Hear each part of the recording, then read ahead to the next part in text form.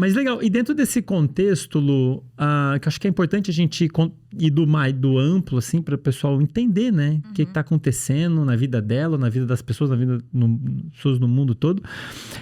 Queria que você falasse um pouquinho para a gente, até desmistificando, já começando a desmistificar isso, o que é compulsão, o que é, assim, como é que isso se diferencia de compulsividade e como que isso pode estar... associado dentro desse contexto para o desenvolvimento de obesidade, se tem relação, não tem relação, porque eu vejo muitas pessoas perguntando sobre isso, ou afirmando, eu sou compulsivo, eu tenho compulsão, quando na verdade não seja nada disso, ela não teve uma avaliação adequada. Então, você poderia falar para a gente assim Sim. Isso acho que gera muita confusão, né? Então, quando a gente fala de compulsão alimentar, a gente está falando de um episódio, né? São episódios de compulsão alimentar, eles são caracterizados por 2 aspectos centrais. O primeiro deles é uma grande quantidade de alimento, que a maioria das pessoas, inclusive ela que relata, né? Não consumiria na mesma condição em situações semelhantes, num período delimitado de até 2 horas. Só que, associado a isso, tem que estar obrigatoriamente presente a sensação de perda de controle. Então, certo. O indivíduo, ele quer parar de comer, mas ele simplesmente não consegue. Não consegue. Tá? Então, assim, essa grande quantidade, né, de alimentos e associado a essa grande quantidade de alimentos nesse período delimitado. Então, por exemplo, vamos tentar colocar um exemplo para as pessoas. É muito difícil a gente quantificar em termos energéticos um valor de um episódio de compulsão alimentar, tá? Porque tem uma série de estudos que mostram uma variabilidade muito grande. Certo. Tá? E depois, também porque existe, quando a gente trabalha com transtorno alimentar, existe também um conceito de compulsão subjetiva, né? Que apesar de não ter sido objetivamente aquela grande quantidade, houve a perda de controle e o indivíduo sente aquilo. Que perdeu o controle. Isso. E daí a gente está falando de um caso que não vou entrar aqui nessa questão, tá? Então, vamos pensar que a pessoa consumiu 1,5 litro de Coca-Cola, tá? Um pacote de pipoca de micro-ondas, tá? Uma barra de chocolate, tá?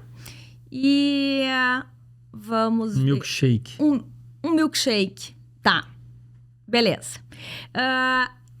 Junto, isso até dentro de 2 horas, né? Então, assim, a pessoa sente, junto, na hora desse consumo, ela quer parar e ela não consegue, mesmo estando incômoda, né? Com dor, com a sensação mais do que, né? De plenitude. Sim. E ela não consegue parar. Agora, vamos pegar essa mesma quantidade de alimento e vamos distribuir ao longo do dia. Então, assim, de manhã a pessoa tomou um milkshake, né? Certo. Daí depois do almoço comeu uma barra de chocolate. E ela foi comendo ao longo do dia. De tarde fez um lanche, era um pacote de pipoca. Sim. Então, e tomou o refrigerante, aquele 1 litro ao longo do dia. Então, assim, isso não é uma compulsão. Entendi. Tá? Interessante. A outra coisa que é importante falar é que compulsão, ela não é por alimentos específicos, o episódio de compulsão. Nossa, eu precisava comer uma coisa gostosa. Não.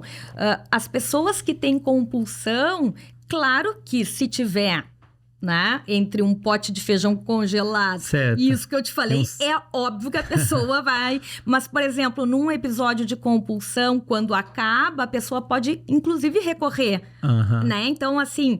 ou, por exemplo, a comer... Já tive pacientes que falaram que abriu uma lata de molho de tomate e comia, né? Comia Nescau puro. Não tem uma seleção específica. Nenhuma. É realmente É o que comer... tiver. É o que tiver.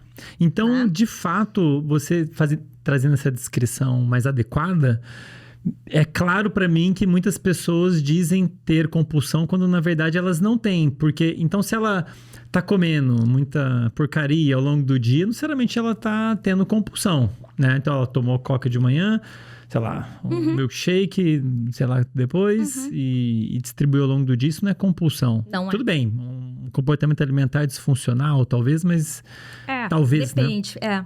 Daí teria... Certo, a compulsão seria a pessoa ingerir uma quantidade de comida incomum para ela.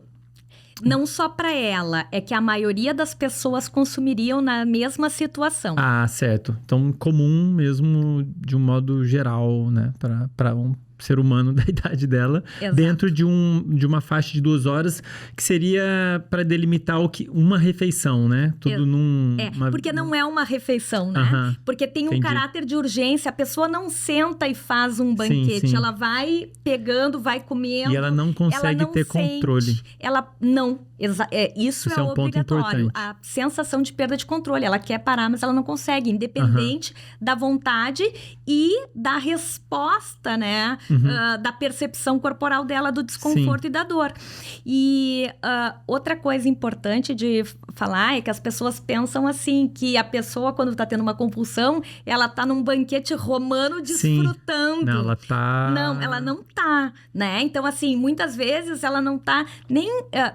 ela pode vir acompanhada de estados dissociativos que o indivíduo nem se recorda, né? Ele tem esse desprendimento, né, da realidade.